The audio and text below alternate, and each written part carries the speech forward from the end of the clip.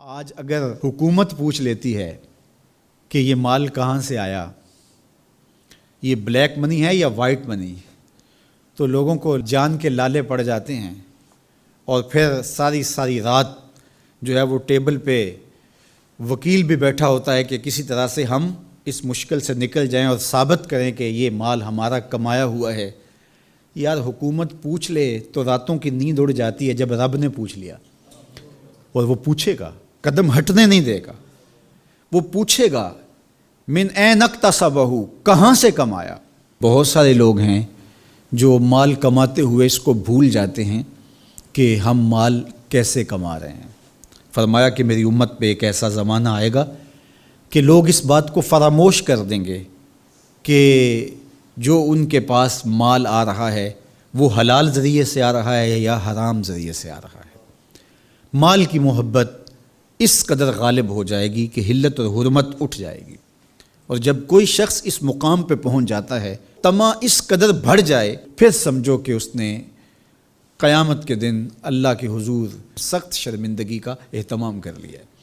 سخت رسوا ہوگا اس دن۔ تو ہر صورت کے اندر وہ ذرائع اختیار ہمیں کرنے ہوں گے جو حلال ہیں۔ علماء نے لکھا ہے کہ اگر رزق پاک نہیں ہے تو نیک لوگوں کی دعاؤں سے بھی حصہ نکال دیا جاتا ہے،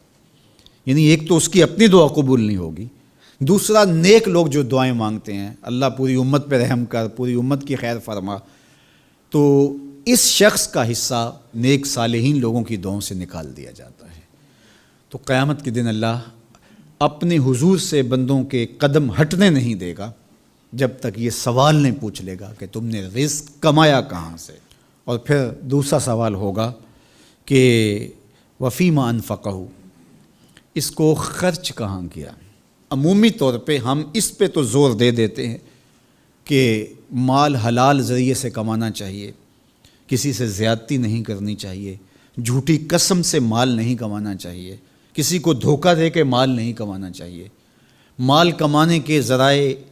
اچھے ہونے چاہیے، یہ اس پر تو ہم توجہ دیتے ہیں۔ لیکن سوال یہ بھی ہوگا کہ صرف یہ مسئلہ نہیں ہے کہ تم نے کمایا کیسے، یہ بھی مسئلہ ہے کہ تم نے مال کو خرچ کہاں کیا، مصرف کیا تھے اس کے، فضول خرچی میں، اسراف میں تو وہ مال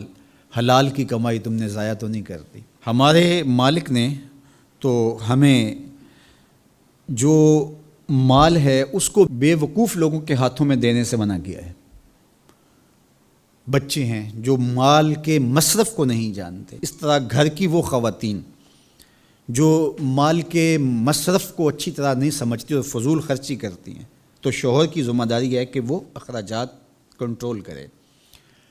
یہ اس آیت کریمہ کی شرح کے اندر علماء نے لکھا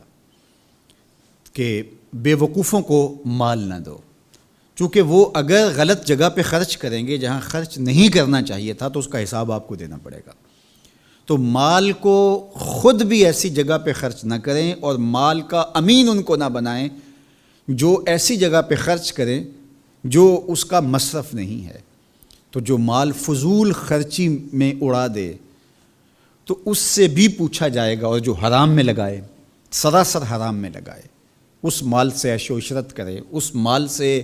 رشوت دے کے کسی کا حق چھینے، اس مال سے کسی پر ظلم کروائے، کسی پر زیادتی کروائے، تو کیا اس کو حساب نہیں دینا پڑے گا؟ تو ایک ایک پائی کا حساب دینا پڑے گا۔ اس ویڈیو کو شیئر ضرور کیجئے، ہو سکتا ہے آپ کے ایک شیئر سے یہ بات کسی کے دل میں اتر جائے۔ جزاک اللہ۔